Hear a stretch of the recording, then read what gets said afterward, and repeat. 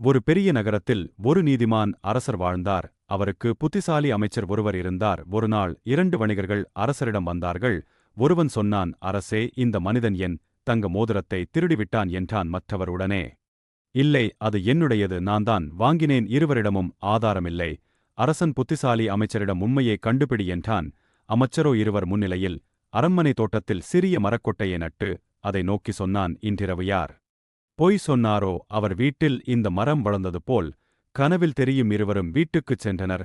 உண்மையான வணிகன் அமைதியாக தூங்கினான். ஆனால் பொய்யன் முழு இரவும் பயந்து காலை எழுந்தவுடன் அவன் அரண்மனை தோட்டத்துக்கு ஓடினான். அங்கே அமைச்சர் இவனைக் கண்டு சிரித்தார். நீதான் பொய்யன், ஏனெனில் உண்மையாளன் மரம் வளர்ந்ததா இல்லையா என கவலைப்படமாட்டான். உன் மனம் பயந்ததால் நீ ஓடி வந்தாய். அரசன் அதைக் கேட்டு மகிழ்ந்தார். மோதிரம் உரிமையாளரிடம் திருப்பிக் கொடுக்கப்பட்டது.